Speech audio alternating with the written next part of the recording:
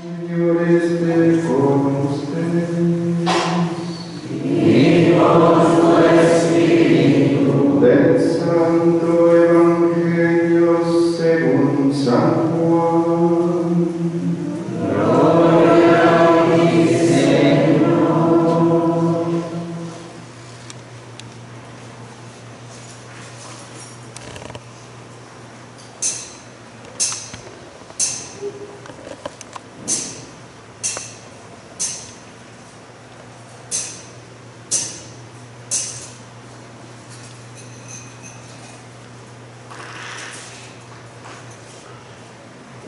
En aquel tiempo vio Juan el Bautista a Jesús que venía hacia él y exclamó: Este es el Cordero de Dios, el que quita el pecado del mundo.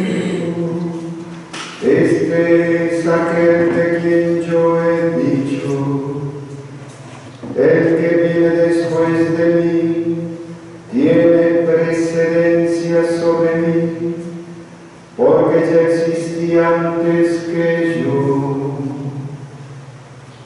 Yo no le conocía, pero he venido a bautizar con agua para que él sea dado a conocer a Israel. Entonces Juan dio este testimonio: vi al Espíritu descender del cielo en forma de paloma y posarse sobre él. Yo no lo conocía, pero el que me envió a bautizar con agua me dijo: aquel sobre quien veas que baja y se posa el Espíritu Santo, ese es el que ha de bautizar con el Espíritu Santo. Pues bien, yo lo vi y doy testimonio de que este es el Hijo de Dios.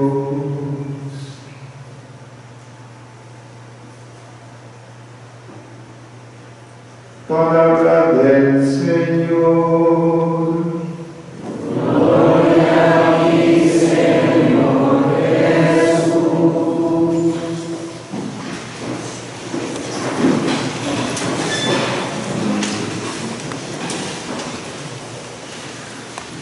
Nos muestran las lecturas este segundo domingo del tiempo ordinario,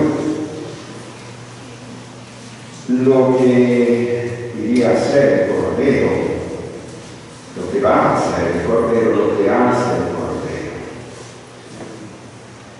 Ya en el profeta Isaías se habla del siervo de Yahvé, el siervo doliente de Yahvé, que tenemos en el capítulo 49. Luego sigue refiriéndose el canto del siervo más adelante sobre lo que haría este siervo de Dios, como con sus sufrimientos, con sus cardenales, con sus llagas, seríamos salvados. Y la palabra siervo de Dios, no el animalito, sino siervo en el sentido de esclavo, ese siervo de Dios, en hebreo es talha. Y es la misma palabra para definir cordero, talha. Así que cuando se dice talha puede referirse en hebreo tanto al siervo de Dios como al cordero de Dios. Maravillosamente el término expresa ambos contenidos y distintos conceptos, claro está, con una sola palabra. Pero distintos conceptos, pero que se asemejan el uno con el otro, porque el siervo de Dios, aquel profetizado por Isaías, es aquel que va a dar la vida. Y el Cordero, Talha, es también el que por expresión simbólica, diríamos a través de la Escritura, es el que va a dar la vida. San Juan Bautista, gran lector de Isaías, y a través de Isaías Dios lo ilumina con esta realidad, con estos conceptos tan claros, porque tenemos aquí en el Evangelio, cuando se le presenta a Jesús, que lo señala como el Cordero de Dios. Y él sabe que ese Cordero de Dios viene a redimir al hombre. Él sabe que es el siervo de Yahvé también, porque entiende el profeta Isaías. San Juan Bautista, como sabemos, en el Adviento lo hemos tenido como figura principal, así que tenemos fresquitas las noticias de San Juan Bautista, ¿no? Es la figura casi por antonomasia en el Adviento junto con María. San Juan Bautista es aquel santificado en el seno de su madre Isabel cuando María va a la visitación a saludar a su prima y asistirla en caridad para que dé a luz, porque ya lo comprendió desde aquello que le anuncia el arcángel. San Juan Bautista, con el saludo de María, queda santificado en el vientre de su madre Isabel. Por eso va a decir en otro momento el Señor de él que no ha nacido nadie más grande que San Juan Bautista de mujer, ¿no? Porque ya estaba santificado en el seno materno. Nosotros todos, como hijos de Adán, nacemos en el pecado original, mas San Juan Bautista fue santificado justamente por la presencia de María, Madre del Señor, y el Señor visita a aquel, aunque sea pequeñito, en el seno de María, que se estaba gestando. Sin embargo, esa presencia de Dios hombre ya en el seno de María santifica a Juan el Bautista en el seno de Santa Isabel. Entonces, nadie más grande, nacido de mujer, que Juan el Bautista santificado en el seno de Santa Isabel. ¿Por qué? Porque a él le competía esta realidad anunciar al Mesías, nada menos y nada más que señalarlo como el Cordero. Acá, en el Evangelio de San Juan, lo señala como Cordero de Dios, probablemente a los circunstantes, mas también a la Iglesia cuando sus discípulos, Juan y Andrés, están junto con él y lo ven pasar al Mesías. Él, Juan Bautista, lo señala, dice, es el Cordero de Dios. ¿Qué es lo que entendía Juan el Bautista como Cordero y todo esto que hemos referido? Porque ya señalaba Isaías que este Cordero salvaría a los hombres de sus pecados. Por tanto, tiene clara noticia de que es el Hijo de Dios. Y verdaderamente ese Cordero, habida cuenta del pecado de la humanidad, es el único que puede salvar a la humanidad. Por eso tenemos que estar escrito.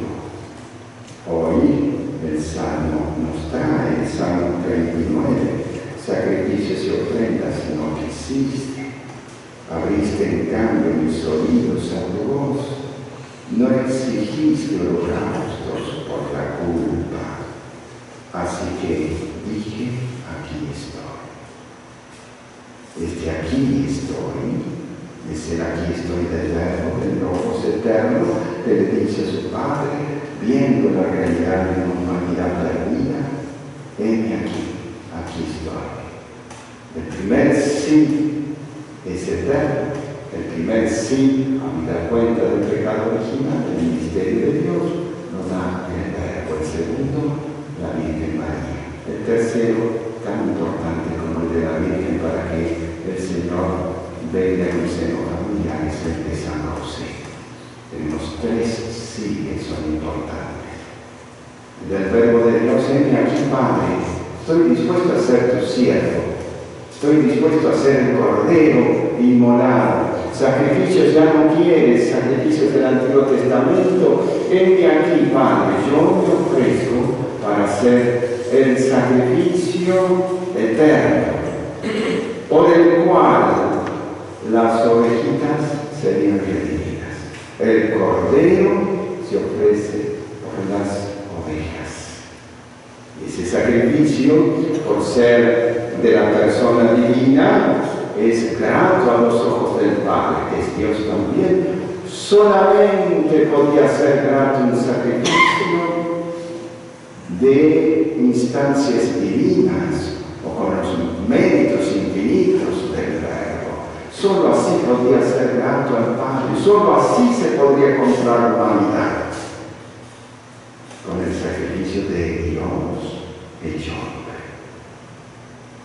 reparando por los pecados de todos los hombres, de tal manera que eso entra dentro del misterio de Dios, el designio de Dios. Cuando uno entiende al leer el Apocalipsis y ve al Cordero inmolado, que es el que patrocina prácticamente todo el misterio apocalíptico, y la luz de la gloria es el Cordero, entiende el mensaje importantísimo que tiene Juan el Bautista para todos hoy. Él es el Cordero, sacerdote y víctima, el que se inmola a sí mismo, cuyo sacrificio es un sacrificio que abarca, diríamos, con su bondad, porque es Dios el que se ofrece en la humanidad propia que asume el Verbo, le da su característica de reparación divina ante el Padre. Toma, como dice por allí, la nota de cargo que nos acusaba a todos, porque somos pecadores, empezando por mí. Él toma esa nota de cargo que nos acusa ante el Padre, porque somos todos pecadores, y la rompe en la cruz. Ahí está el Cordero de Dios, que quita los pecados del mundo. Y eso nos tiene que dar profunda alegría a nosotros, porque ese Cordero, que ha sido anunciado por Isaías ya, que ha sido profetizado de cerca por Juan el Bautista, que es el misterio que nos espera y aguarda, pero verlo allí, a ese mismo Cordero glorificado en el cielo, a quien glorificaremos eternamente por este sacrificio que hizo. Ese Cordero nos espera, nos aguarda, pero es el mismo Cordero que en la Iglesia está en cada sacrificio de la unidad. Se inmola continuamente por ti y por mí. Se sigue entregando por ti, por mí. No es que obró y ya no obra. Obró su sacrificio y lo sigue obrando continuamente en la Iglesia, porque la Iglesia recorre su peregrinación en el tiempo. Entonces es necesario que ese sacrificio actúe vitalmente, existencialmente en cada día, diríamos, porque cada día se ofrece por nosotros, se ofrece en el altar. Y los frutos de ese sacrificio es el mismo que se queda como corderito manso, silencioso, allí. Nosotros todos tendríamos que hacer como Juan el Bautista. He ahí el Cordero. Con esa misma simbología hemos querido hacer el sagrario de nuestro templo de arriba. Un sagrario inmenso, que el día que ustedes lo vean quizás. Pero en la puerta hay un inmenso Cordero que van a ver ustedes. ¿Por qué? Porque allí está el Cordero que se sigue sacrificando por nosotros.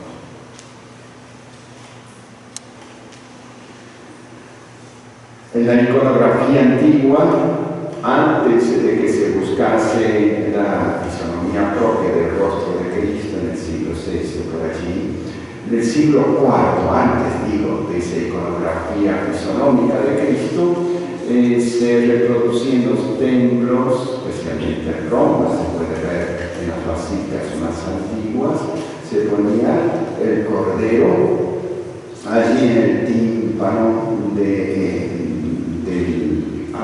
no del ábside, sí, bueno, del presbiterio arriba, como un arco de triunfo, arriba el cordero. Y los 6 corderitos de un lado, 6 corderitos del otro que peregrinan hacia el cordero, que van a ser los apóstoles, que fueron también la mayoría mártires, corderos también con el cordero. Entonces ese cordero que está en el arco de triunfo del presbiterio en las basílicas antiguas romanas, que nos quieren expresar que es el cordero apocalíptico, es el cordero que nos espera, es el cordero que ya triunfó, es el cordero que patrocina todo el apocalipsis al final, es Cristo triunfante que ofrecido y ofrece continuamente su vida por nosotros. Pues eso lo tenía claro Juan el Bautista. Este es el Cordero de Dios, el que quita el pecado del mundo. Este es aquel de quien yo he dicho, el que viene después de mí tiene precedencia sobre mí. ¿Por qué dice que es antes que él? Cuando en realidad él es mayor históricamente, la existencia de Juan el Bautista es 6 meses antes que Jesús, hombre. ¿Por qué dice que lo precede? Porque se está refiriendo a la persona divina, ¿no?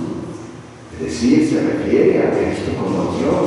Claro que lo precedía desde toda la eternidad. Es más, el Logos, el Cordero, en cuanto Dios había creado este Corderito, que va a ser Juan el Bautista el que lo anuncia, y que, como ustedes saben, también va a dar testimonio de Cristo con su propia vida.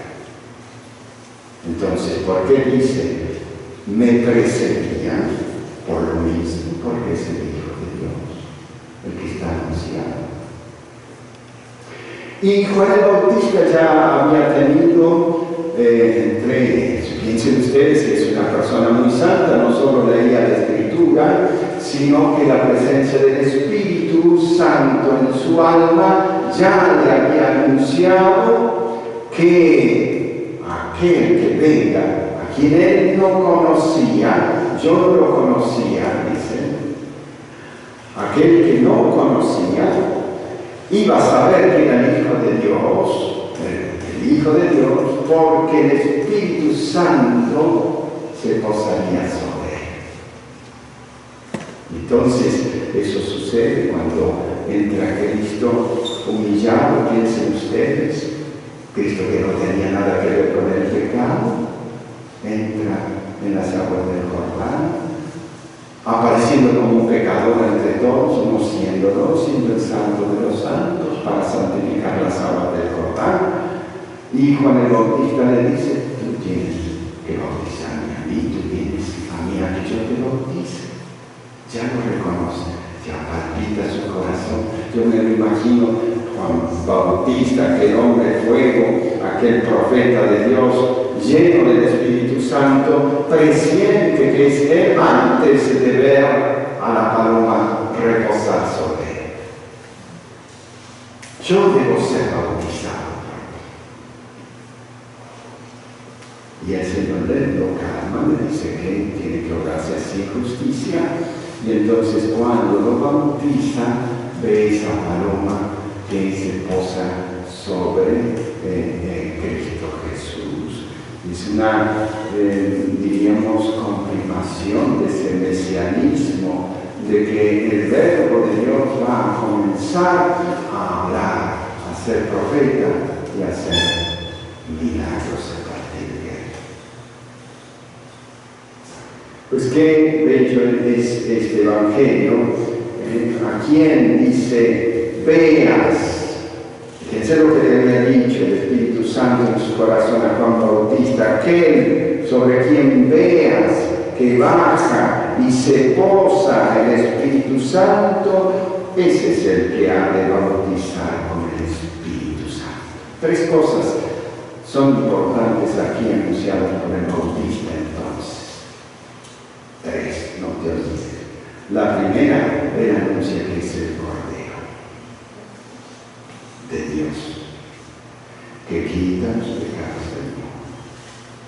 La segunda cosa importante es que va a bautizar con el Espíritu. Evidentemente con el agua y el Espíritu. Es decir, va a no hacer ya un bautismo como el que el bautista hacía, de agua y de arrepentimiento, de penitencia, sino que ya es la presencia del Espíritu. Él bautiza con el Espíritu Santo.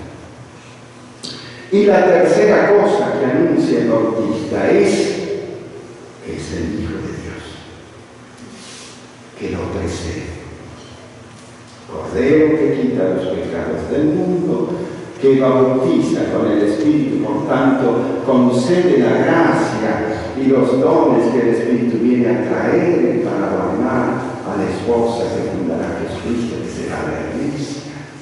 Porque a partir del bautismo comienza a crecer la esposa de Cristo, a embellecerse con los dones que Jesús le trae a su esposa. Son los dotes, por así decirlo, del esposo que reviste a la esposa con esos dones preciosos. El Espíritu Santo, la gracia, los dones, la salvación, el cielo. Pues nosotros ante esto vemos que nuestra fe pues profesa lo mismo, pero fíjense que dice en Crisóstomo por allí que no solo cree aquel que ve con los ojos, porque muchos de los judíos vieron también a la paloma descender del cielo y probablemente le creyeron. Como no creerán después en los milagros de Cristo, que vieron un montón de milagros de Cristo. Sin embargo, no creyeron. Dice el Crisóstomo que no es suficiente ver con los ojos del cuerpo. Para tener fe es necesario ver más allá con los ojos del alma y descubrir quién es el que está allí. Pues muchos no creyeron, otros sí. Para nosotros es un don magnífico y gratuito la fe, porque nos viene desde el bautismo como una semillita que se va desarrollando continuamente en nuestra vida, pero también hay muchos que apostatan de la fe recibida gratuitamente del Señor, porque para tener fe se necesita no solo la gracia de Dios y el Santo Espíritu, sino también la voluntad de creer, la voluntad de acrecentar la fe. Tenemos muchísimos signos nosotros, aparte de lo que creemos a través de los evangelios, para creer en el Hijo de Dios, las profecías cumplidas en Él. Las profecías se han cumplido en el Hijo de Dios. La obra realizada por Cristo y sus milagros testifican que es el Hijo de Dios hecho hombre. La proyección milagrosa de la Iglesia con los mártires, las vírgenes y tantos laicos que dieron testimonio de Cristo Jesús. La magnífica doctrina de la Iglesia, la estructura de la Iglesia, etcétera, etcétera. Tenemos magníficos regalos para creer en el Cordero. Que la Virgen Santa nos ayude siempre, ella que es la mujer creyente, la mujer que está en todos los acontecimientos de nuestras vidas, aquella que alimenta nuestra fe, nuestra esperanza y nuestra caridad, nos ayude a dar gracias por el bautismo, a saber que hemos recibido el Espíritu Santo, a entender que también el Padre dijo contigo y conmigo: este es mi Hijo amado, en quien tengo mis complacencias. Tú eres ese Hijo amado. Sí.